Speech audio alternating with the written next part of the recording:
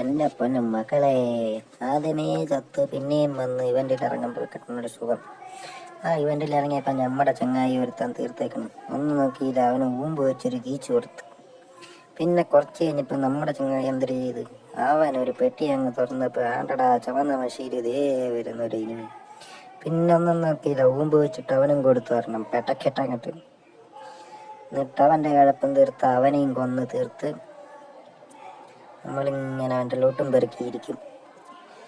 അത് കഴിഞ്ഞപ്പോഴാണ് വേറൊരു ഐഡി അവിടെ ഉണ്ട് എന്നും പറഞ്ഞ് നമ്മളെ ചങ്ങായി വിളിക്കണേ. ഒന്നും നോക്കിയില്ല, അങ്ങോട്ടേക്ക് പാഞ്ഞു. നമ്മുടെ കയ്യിൽ അന്നേരം ഷൂ ഉള്ള കാര്യം ഓർത്തിട്ട് എന്ത് ചെയ്തു, ഷൂവിലേക്ക് അങ്ങ് ഞെക്കി അങ്ങ് വിട്ടു.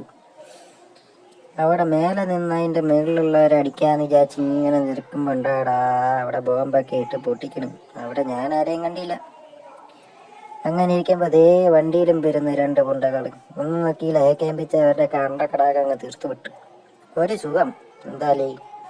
ഇങ്ങനെ അതും കഴിഞ്ഞ് നമ്മളതിൻ്റെ മണ്ടയിൽ കയറി അവിടെയുള്ള എനിമീനെ നോക്കാൻ അവിടെ നിന്നപ്പോഴുണ്ടടാ ഇടത്തെ സൈഡിൽ കൂടെ ഒരുത്തൻ പുണ്ണയും പൊട്ടിക്കുന്ന സൗണ്ട് കിട്ടും. അവൻ എവിടെയാണെന്ന് നോക്കിയപ്പോഴത്തേനും ദേ പോണു ഇടത്തെ സൈഡിൽ പുണ്ണയും പൊട്ടി വേറെ ഒരുത്തൻ. അവനെയും കത്തിച്ച് വിട്ടു. അവനെ അടിച്ച് ഇഷ്ടപ്പെട്ടില്ല, അവനപ്പം തന്നെ യുവപ്പ് കൊടുത്ത് ചത്തു. ഒരു സുഖം.